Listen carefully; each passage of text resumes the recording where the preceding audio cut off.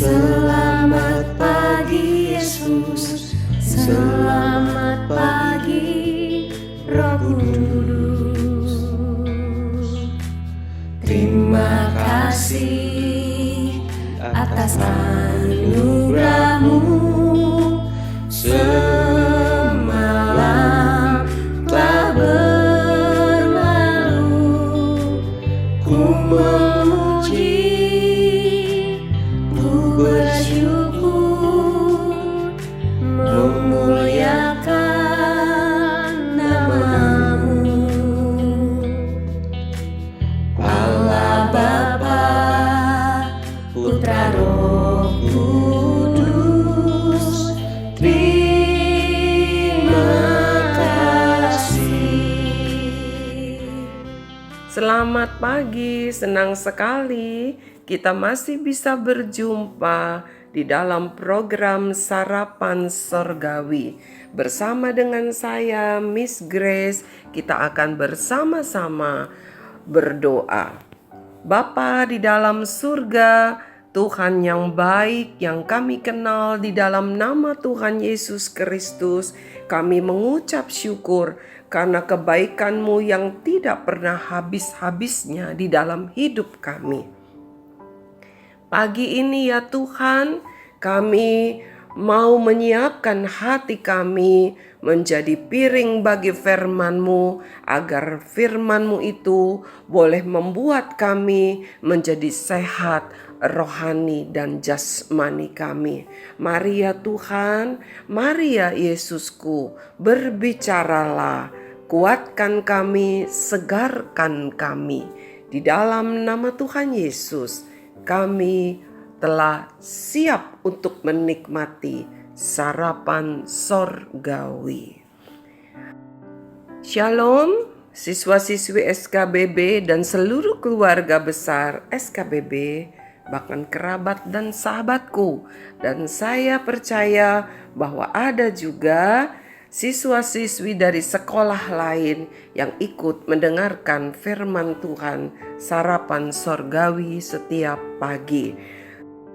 Tema firman Tuhan pada minggu ini adalah berjaga-jaga terhadap si iblis. Ya, berjaga-jaga terhadap si iblis. Kita sudah belajar bahwa seringkali di dalam menyampaikan pesan-pesannya, Tuhan memberikan satu gambaran, memberikan satu semacam perumpamaan yang terselubung begitu ya, untuk lebih membuat kita mengerti, lebih menjelaskan lagi apa maksudnya. Mari, judul firman Tuhan pada pagi hari ini, Senin 4 Oktober 2021 adalah pembujuk keliling. Di dalam hidup kita sehari-hari, kita tahu ada banyak penjual keliling ya. Ada tukang sayur, ada tukang buah, bahkan di depan rumah saya kalau sore-sore ya, ada yang namanya butik keliling. Jadi ada yang jual baju, begitu, baju, sepatu, tas ya, dengan macam-macam, pakai gerobak ya, ditarik begitu. Nah, itu dia tulis butik. Butik itu toko pakaian ya, butik keliling katanya. Nah, pagi ini judul firman Tuhan adalah pembujuk keliling. Jadi kira-kira artinya seseorang ya yang suka membujuk dan dia berkeliling untuk membujuk, mencari orang yang dapat dibujuk. Begitu ya. Tapi kali ini kita tidak berbicara tentang seseorang ya. Tetapi ada yang pekerjaannya berkeliling untuk membujuk orang-orang. Mari kita akan membaca di dalam Ayub pasal 1 ayat yang ke-7. Ayub pasal 1 ayat yang ke-7. Maka bertanyalah Tuhan kepada iblis, "Dari mana engkau?" Lalu jawab iblis kepada Tuhan, dari perjalanan mengelilingi dan menjelajahi bumi. Perhatikan baik-baik. Tuhan bertanya kepada iblis, ya. Masih ingat Natal kita beberapa tahun yang lalu sebelum pandemi, ya, tentang Ayub. Nah, ada ya. Maka bertanyalah Tuhan kepada iblis, "Dari mana engkau?" Lalu jawab iblis kepada Tuhan, "Dari perjalanan mengelilingi dan menjelajahi bumi." Jadi lihat baik-baik, iblis pekerjaannya berjalan, mengeliling, menjelajahi bumi. Ya, lalu kita lihat lagi ayat yang ke-8. Lalu bertanyalah Tuhan kepada iblis, "Apakah engkau memperhatikan hambaku Ayub? Sebab tiada seorang pun di bumi seperti dia, yang demikian saleh dan jujur, yang takut akan Allah dan menjauhi kejahatan." Ayat 7 mencatat bahwa iblis kerjaannya perjalanan mengelilingi bumi, menjelajah bumi. Ya, dia keliling, tidak ada capek-capeknya. Ya, dia menjelajahi bumi. Apakah iblis adalah ilmuwan? Tidak. Tetapi dia sedang mencari siapa yang dapat dibujuknya, siapa yang dapat dibujuk untuk berbuat dosa, begitu. Ya, apakah Tuhan tidak tahu? Apakah Allah tidak tahu? Tahu. Ya, tahu. Sebab itu di ayat ke-8 Tuhan bertanya kepada iblis, "Kamu lihat nggak Ayub? Ya, hambaku, hamba Tuhan Ayub, ya, yang saleh, jujur dan takut akan Tuhan, menjauhi kejahatan." Lalu ayat yang ke-9 kita lihat, apa jawab si iblis? Iblis menjawab begini, "Lalu jawab iblis kepada Tuhan, apakah dengan tidak mendapat apa-apa Ayub takut akan Allah?" Nah, artinya iblis tahu keadaan Ayub. Ya, iblis sangat tahu keadaan Ayub. Dia kenal betul bagaimana keadaan Ayub. Ya, anak-anakku yang Tuhan kasihi, iblis sangat tahu keberadaan setiap anak-anak Tuhan. Ya, iblis sangat tahu akan keadaan anak-anak Tuhan, ya. Dia tahu bagaimana Ayub ketika Tuhan tanya, "Kamu lihat nggak Ayub? Kamu tahu nggak Ayub?" Wah, tahu katanya, ya. Kita mau lihat ya, apa sih Ayub, ya? Kayak apa sih Ayub itu? Ya, kita mau lihat nih. Kita baca di dalam Ayub pasal pertama ayat yang ketiga. Ayub pertama ayat yang ketiga. Ia memiliki 7.000 ekor kambing domba. Ia di sini adalah Ayub, ya. 3.000 ekor unta, 500 pasang lembu, 500 keledai betina, dan budak-budak dalam jumlah yang sangat besar, sehingga orang itu adalah yang terkaya dari semua orang di sebelah timur.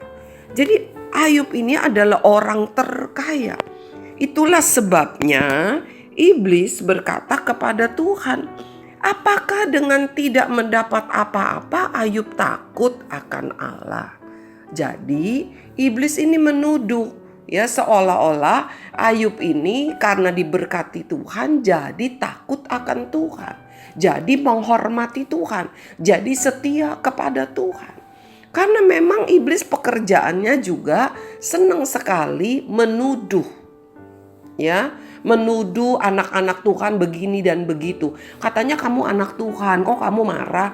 Mama katanya rajin ke gereja, kok mama suka marah-marah sama aku? Ya, lihat, perhatikan baik-baik. Kalau mama marah, mama menegur kesalahan kamu, papa menegur kesalahan kamu, itu memang harus. Ya, seperti itu. Jadi kita kembali lagi.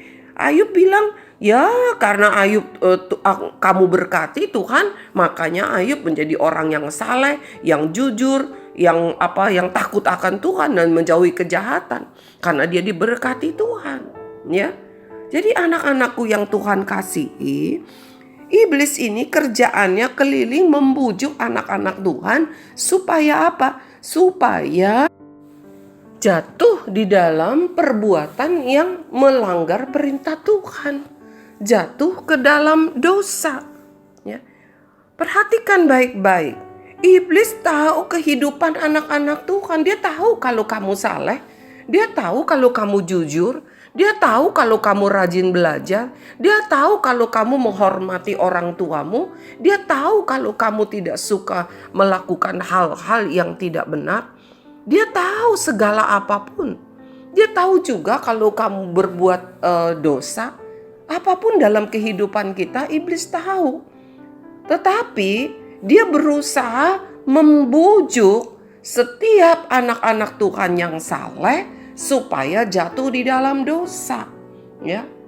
Dengan kata lain, waktu dia bilang, Tuhan, terang aja, tentu saja Ayub itu saleh, tentu saja Ayub itu jujur, tentu saja Ayub tidak melakukan kesalahan, menjauhi kejahatan, takut akan Allah karena engkau memberkati dia.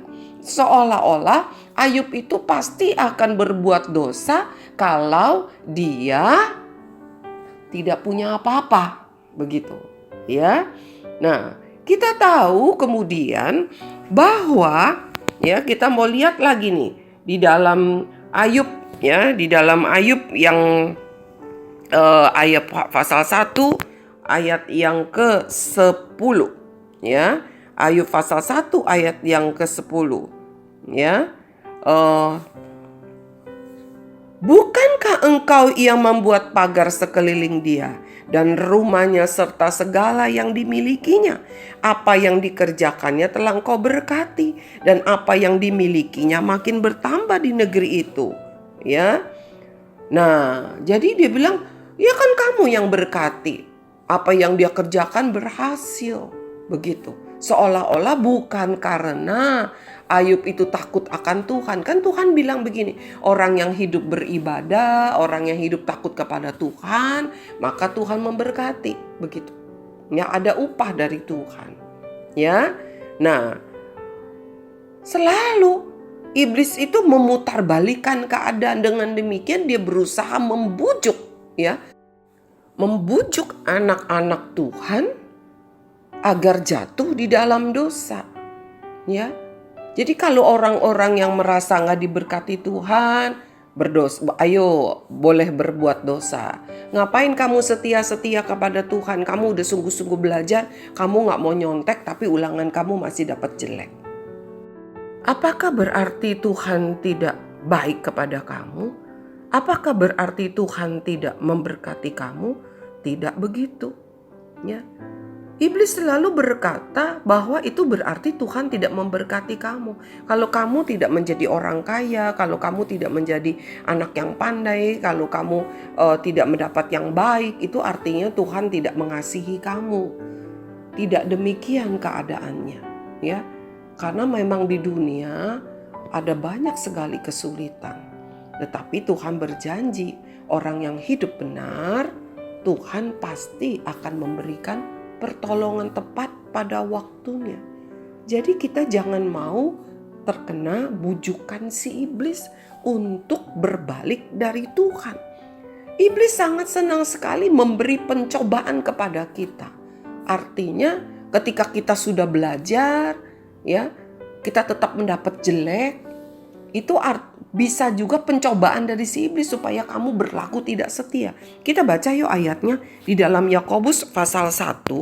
Yakobus pasal 1 ayat yang ke-13. Apabila seorang dicobai, janganlah ia berkata pencobaan ini datang dari Allah. Sebab Allah tidak dapat dicobai oleh yang jahat, dan ia sendiri tidak mencobai siapapun. Jelas sekali ayat ini berkata, ya, kalau kamu sudah berbuat baik, kamu sudah lakukan yang benar dan baik, tetapi kamu masih mendapatkan kesulitan, ya, iblis ingin mencobai kamu supaya kamu berbalik dari Allah. Kamu ragu terhadap kasih Allah. Iblis ingin membujuk kamu supaya kamu melakukan dosa, meninggalkan Tuhan. Firman Tuhan berkata, Allah tidak dapat dicobai dan pencobaan bukan dari Allah.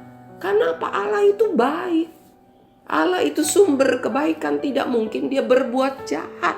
Tidak mungkin dia memberikan pencobaan. Gurumu itu baik. Orang tuamu baik. Ya, gurumu bisa menguji bagaimana sampai di mana kamu belajar. Tetapi dia tidak mencobai kamu. Karena ujian untuk membuat kamu bertambah pandai. Pencobaan tujuannya apa? Supaya kamu menjadi jatuh. Ya, gurumu tidak pernah merancangkan supaya kamu tidak naik kelas. Orang tuamu tidak pernah merancangkan kamu menjadi anak yang bodoh, anak yang tidak dapat dididik, ya, yang tidak dapat diatur. Tidak. Segala apa yang orang tuamu ajarin, gurumu ajarkan, itu tujuannya supaya kamu menjadi lebih baik. Tetapi iblis mencobai setiap anak-anak Tuhan supaya apa? Supaya meninggalkan kebenaran. Mari anak-anakku yang Tuhan kasihi, anak yang sangat diberkati Tuhan, jangan pernah ragu kepada kasih Tuhan. Jangan terkena rayuan maut si pembujuk keliling. Karena dia tidak pernah merancangkan yang baik dalam hidupmu. Ya, tetap berjaga-jaga terhadap si iblis di dalam segala perkara. Mari kita akan berdoa. Bapa dalam surga, terima kasih buat kasih sayang-Mu kepada kami. Jaga hati pikiran kami agar kami tetap percaya bahwa dalam segala perkara apapun, kesulitan yang kami hadapi, Tuhan tidak pernah melakukan yang jahat kepada kami. Tuhan tetap mengasihi kami. Terima kasih ya Tuhan. Kami memberkati kedua orang tua kami, para guru-guru kami. Mereka dengan setia mengajar kami untuk hidup benar di dalam Tuhan, untuk menjadi anak-anak yang berhasil kelak. Terima kasih Bapa. Di dalam nama Tuhan Yesus kami berdoa dan mengucap syukur. Amin. Anak-anakku yang Tuhan kasihi, berjaga-jaga terhadap si iblis. Jangan kena rayuan pembujuk keliling. Tuhan memberkati, sampai besok pagi.